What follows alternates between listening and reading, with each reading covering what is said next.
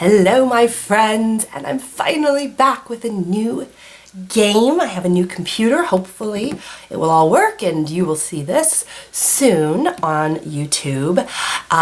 Over the holiday, this was one of the games we picked up and I thought it would be fun to try as a first time back after it has been a while, so I might be a bit rusty, forgive me.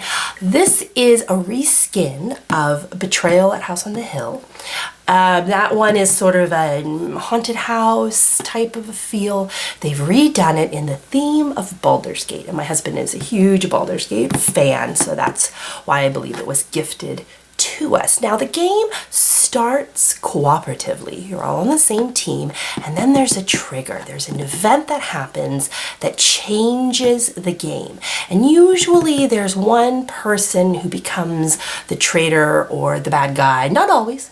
Sometimes there are some cooperative variants, but I thought we could start this cooperatively solo, and depending on what occurs, what event we end up finding, we might finish it with the help of another person, or we might be able to solo through the whole thing. Either way, it's a quick, fun game, very easy to teach, very easy to play. I thought we'd give it a shot. Now, one of the things that's neat about this game is that you end up with two books, not rule books, maybe more adventure books. And you'll see there's the Traitor's Tome. You do not read until, like I said, we hit a certain point in the game. The traitor, if there is one, will get this book. The rest of the team will get the survivalist book. And they will each have the same scenario with a different rule set. So for instance, number 25, if this one gets triggered, is called For the Glory of Tyr. And if we go to page 25 on the survivalist book, you'll see it's the exact same scenario. We'll just have a different set of rules that we're going to be following. We won't read each other's, that's why I might have to bring in another person, but like I said, this happens in the later half of the game, and until we need to access these, we're actually going to be playing cooperatively. All right, and before we begin, I just want to show you one more thing that I discovered during this hiatus, and these are these wonderful little containers. I believe they're made for beads, like crafting containers, and oh my goodness, they work so well for games. They have, I don't know if you can see or not, two little indents, which means they're very easy to pick up when they're laying on their side. They have a clear face to them so you can see what's in them, and the lids are hinged. It's just a little plastic crease, and the access is really big for getting your little fat fingers in there.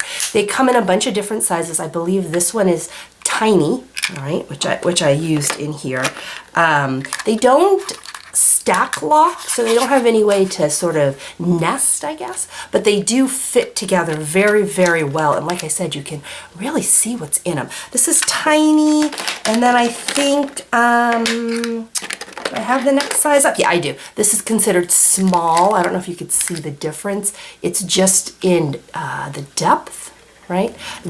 Again, they sit on each other perfectly otherwise. So this is a tiny, this is small. They also have, I don't think I'm using it here, a medium, which is probably the size of these two together, and then they have a large, which is probably, you know, yay big. But they're all this width. Right? They're all this width, and if I find some more, I'll show you them. They are fabulous. I highly recommend these. If you have a bunch of tokens in a game, they just sit so well in here, and they're so easy to see and access and use. So this is my new find for the year. So if you see these, they are these little beading containers. I'll try and remember and put a link to them below. They're not that expensive, but I would recommend the tiny and the small sizes I think for most tiny little tokens, and they're so nice and handy to use. I love finding these kind of things. All right, so let's set up the game and just get started. So to start, we're going to pick our characters. It comes with 6. I think we'll just play with 4. That seems like a nice number. And just like the original Betrayal at House on the kill. They're double-sided, all right? And they have slightly different starting stats and also different abilities. So we have a half orc, for instance, he's a paladin, and his ability is devotion, and then once per turn it has his special ability. I don't know if you can see it or not, but some of them are green. So he would start with a speed of 3, a might of 4, a sanity of 4, and a knowledge of 4. If we flip him to the other side and we get to pick, he is a cleric now with healing word and different starting stats. Same mechanism. They come with these little black tabbies that you slide on here on the side to point to where he is, and as the game plays, these will rise and fall. The other nice thing is that the little miniatures come pre-painted, which is so nice, especially if you're like me and you're horrible at painting. I mean, they're nothing special, but they do give them some color so you can see them. And true to form, all their little pieces are all sad and bent. And I'm sure you could, put it in hot water or something and fix them, but I don't know, because they're painted, maybe you wouldn't. So he's just a droopy staff sorcerer. So our main characters we have, as you saw, the healing cleric, paladin character. We have a bard monk, a wizard with good old magic missile or wild magic, a sorcerer, a rogue, a druid with some wild shape. Good old, you must have a dwarf, right? A reckless barbarian or protective fighter. And finally, hunter's mark, yes, the ranger or a warlock with eldritch blast. It's fun having these little special abilities, and the theme is so cool. So we'll just pick 4 of these randomly. We'll just sort of give these a shuffle, and as they fall out, we'll go with them. 1, 2, 3, 4. All right. So we are going to be playing with purple, I believe. Oh, yes. We're going to start with either a warlock or a ranger. We'll figure that out. Ooh, okay. Cleric / paladin. Who else did we get? Red. Good. A wizard, sorcerer, and finally, hey, it's a pretty good mix. We have our bard / monk. So I'll go ahead and pick a side, and I'll put the starting markers on them for their starting stats, and we'll be good to go. Oh, hello. The city of Baldur's Gate has 3 different areas. There's streets, catacombs, and buildings. And just like the original game, you start with a landing tile that all of our adventurers will begin on, and how you decide which of these tiles to draw depends on the color of the doorway. So for example, the kitchen has 2 exits, north and south. Let's say they're both red, so that would be into a building. The last exit is this golden color, and that takes us out into a street. I believe on the bottom, yep, there is a catacombs starting tile, and when you're in the catacombs, you can tell it's that blue colored archway, so we would pull a catacombs tile. Once the tile is drawn, you can attach it anywhere you like. So if we were to pull a building tile, even though this is yellow and it's going into technically the street, we could connect it here, right? It only matters the exiting color. So I must put a red tile here. I don't have to match up the doors red to red. Kind of makes sense too. The OCD in me likes to do it. So that to me would make more sense. You would go from the kitchen to the smithy, and once you're in the smithy, you could exit onto the street. But if you really wanted to, you could say the kitchen goes to the smithy and the smithy goes to another building. The only requirement is you have to put a door to a door. So we couldn't, for example, stick our tile here because there would be no entrance. So you don't have to match colors, but you know, it makes a cooler, I think, sort of a cityscape if you do. Okay, anything else? I don't think so. So why don't we go ahead and just get started. Oh, I guess I should do the cards really quick. There's only 3 types of cards in the game. Omen cards, which eventually trigger the haunting. Item cards, things you get to use and carry, and events, are going to be things that happen to you, and these cards get triggered when you pull tiles. So for example, here's one, the Haunted Alley. If we enter here, we have to resolve an omen card. With the Waterfront, when we enter here, we have to resolve an event card. Now, once you do it, you enter the tile, you have to immediately resolve the icon, and then you don't do it again. So it's every time you come onto the card, you don't resolve an omen card. It's a one-off, first one in gets the adventure. After that, it's an empty space that you can just pass through, okay? That's it. Like I said, it's a very simple game, so it's hopefully we're going to ramp up and get going real quick here. Baldur's Gate is cursed. The shadow of Baal has covered the city, and now the god of murder is whispering to those who would carve a path of bloody mayhem in his name. As if in answer to Baal's dark presence, monsters and other horrors crawl out of the sewers and shadows, shuffling along the streets and alleyways, looking for prey. You have been called upon by the Harpers to stop the evil that has infected the city, joining forces with other heroes from all walks of life. You enter Baldur's Gate with your companions, ready to do whatever it takes to banish Baal and his followers to the shadows. Are you strong enough to resist Baal's corruption, or will one of you succumb to his madness? We need to explore Baldur's Gate and find the evil lurking within. And I think for turn order, we're just going to go by size. So we'll go from the biggest guy down to the smallest. It'll just help me remember who is who. But that puts us starting with Grim. And he has a speed of 3. And remember, his ability is he could bypass event cards. At this point of the game, we kind of want event cards. That's going to give us, buff our stats and give us cool items and things. So for now, we probably won't be invoking his special. But let's set him out with a speed of 3. So he can either head to inner chamber, kitchen, and from the kitchen, we can spend 1 additional point of movement to get us down to the basement. So I'm going to set this down below, but we can hop back and forth through the kitchen down into the basement. He doesn't have the speed for it, so we'll let a speedier person do that. We also have 3 exits here. So let's start with an exploring. He's going to head out of the Elf Song Tavern into the streets. And this is the waterfront. Wonderful, all right. Let's see, I guess we'll go this way. That makes sense, right? We'll head out of the tavern into the waterfront. He gets 1 event card. Now, once you interact with a tile, you're forced to stop, so that's going to end his movement. He could remember his special ability, ignore the event card and keep going, but why not have an event? Let's see what happens to good old Grim. Forgotten relic.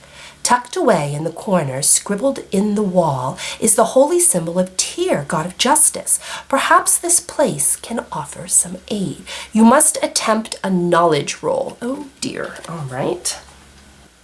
Oh dear, unfortunately, Grim is not the most knowledgeable. He has a knowledge of 4. I guess that's not bad. So that means we're going to get to roll 4 die. And the die here are blanks, 1s, or 2s. That's as high as they go. And we're going to see what we get for the Forgotten Relic. Oh dear. All right, so he rolled a whopping 2, which says, Tyr must not find you worthy.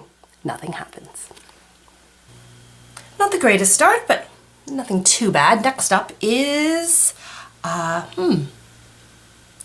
Didius the Scarlet. He is our wizard with magic missile, and his speed is a whopping 4 as well.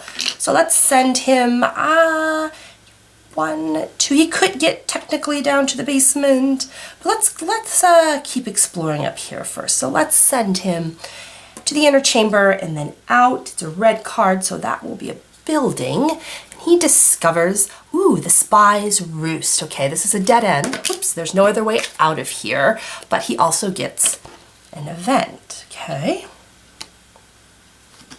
Let's see what he gets. Oh, a moment of calm. You suddenly find yourself alone. It can't hurt to search the place, right?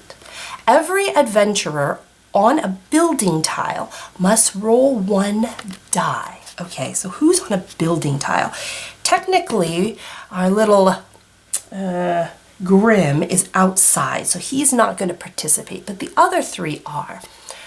2, draw an item card. 1, nothing happens. 0, you break a pot and the owner returns, weapon in hand.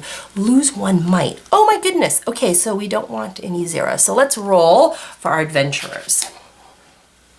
Starting, of course, with Didius, who triggered this event. He pulls a 1. Nothing happens for him.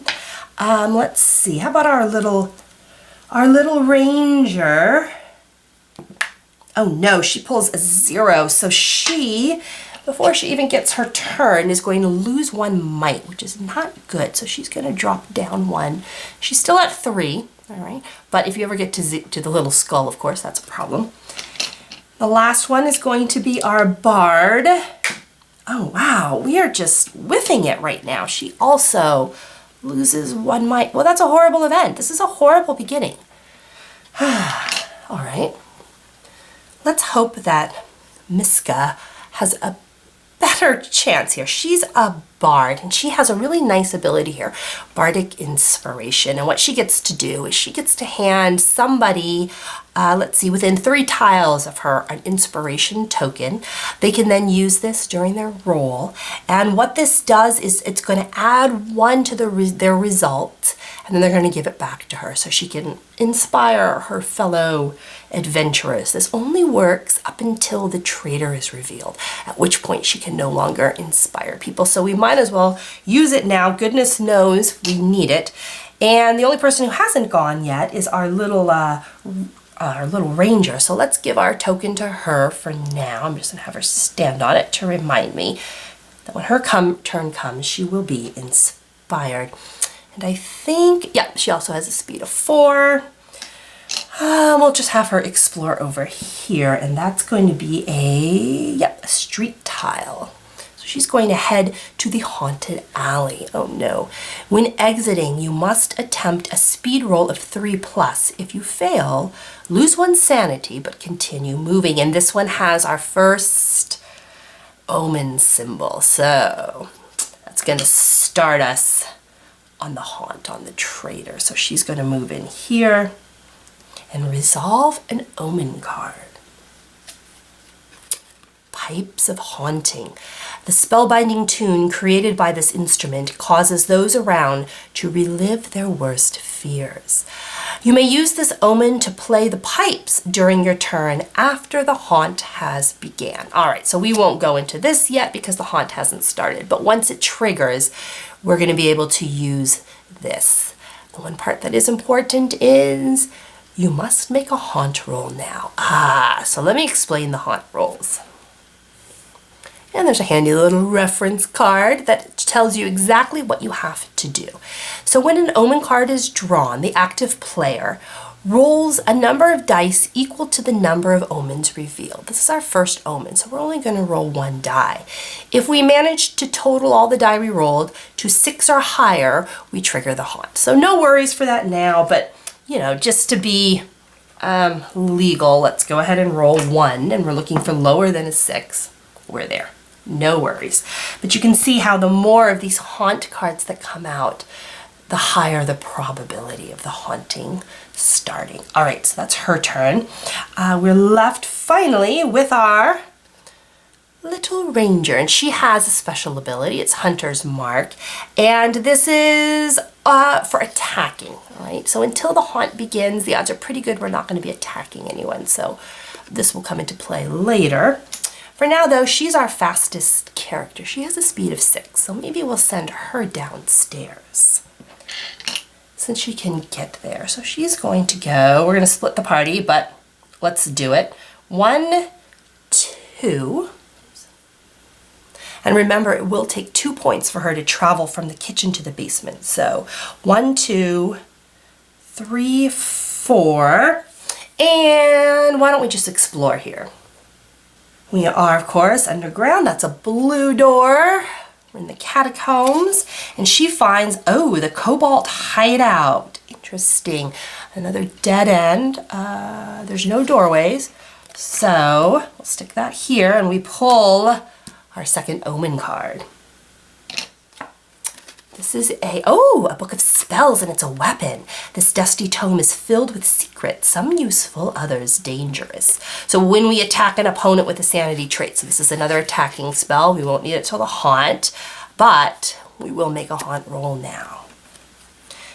And at this point, we are now rolling 2 die, because we have 2 omen cards revealed. Still can't hit 6, but, you know, we're going to go through the motion. So we're on 3. All right. End of turn. So everyone's had their turn. It's the end of the first round, and we're just going to rinse and repeat. We're going to continue to explore, having events, pulling omen cards. Hopefully we'll have some better luck and we'll pick up some good items and increase our stats instead of decreasing them, and continue to roll those omen dice until we find our traitor. We've got a little bit of help going on over here, but yeah, we're going to hopefully get some better luck here. I'm going to go ahead and try uploading this to my new computer, make sure everything works before I go much further. But this has been the first turn of Betrayal at Baldur's Gate.